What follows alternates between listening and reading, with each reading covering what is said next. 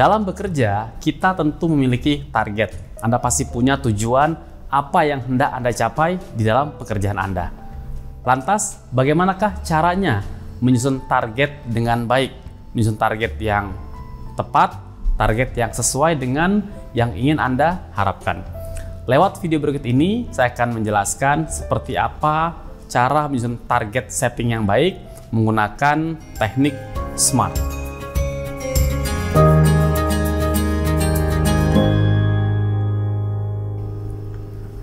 Terima kasih Anda sudah menyaksikan video ini. Saya Muhammad Nur dari Presenta Edu.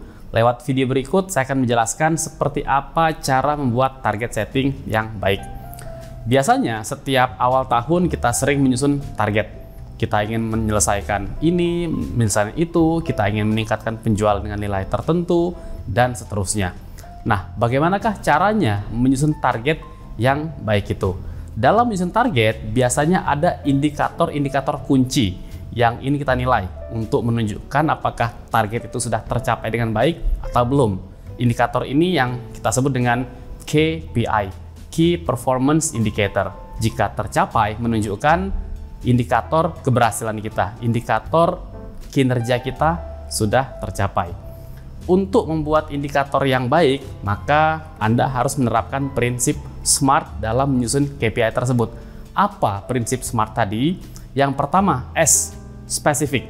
Buatlah target yang sespesifik mungkin. Target yang jelas, target yang tertentu. Jangan buat target yang membingungkan, bahwa target ini bisa dimaknai hal yang berbeda. Jadi, langkah pertama adalah tentukan target Anda yang spesifik, yang tertentu. Yang kedua, M. Apa itu M? M itu artinya measurable. Artinya, target kita harus bisa diukur. Ada kriteria yang menentukan ukurannya.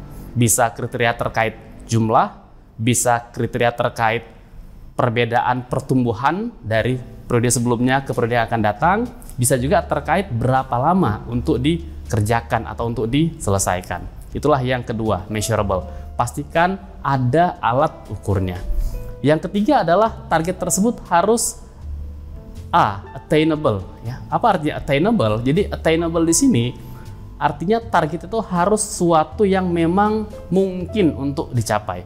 Ketika kita buat target, memang kita ingin buat target yang terasa menantang, terasa sulit, terasa susah untuk dicapai. Namun meskipun demikian, pastikan target tersebut tetap sesuatu yang memang layak atau mungkin untuk dicapai. Karena jika tidak, kita akan terdemotivasi karena tahu bahwa target tersebut mustahil untuk dicapai. Jadi pastikan target Anda menantang, namun tetap attainable, tetap mungkin untuk dicapai. Yang keempat, R, relevan. Apa artinya relevan? Pilihlah target yang memang relevan dengan situasi ataupun pekerjaan Anda. Misalkan Anda bekerja di marketing misalnya, maka segala target yang Anda punya harus bisa direfleksikan terkait dengan pertumbuhan di marketing. Anda sebagai orang di HR, maka target Anda relevan untuk mengukur pertumbuhan di bidang HR dan seterusnya. Itulah relevan. Dan yang terakhir, T, time based. Apa artinya? Target Anda harus punya batasan waktu, kriteria waktu. Bisa itu waktu kapan target itu akan dimulai sampai selesai, bisa berapa hasil yang dicapai untuk periode waktu tertentu, dan seterusnya. Oleh karena itu, jika nanti Anda ingin membuat target setting di awal tahun, Anda ingin menetapkan apa target utama Anda, maka pastikan target tersebut memiliki KPI yang jelas. Caranya, terapkan prinsip SMART.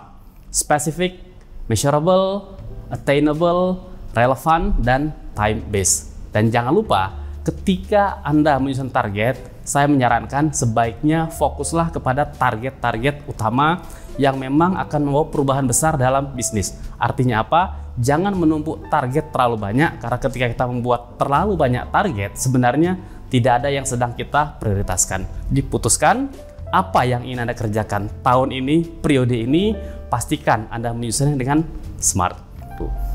Terima kasih Anda sudah menyaksikan video ini. Saya Muhammad Nur dari Presenta Edu.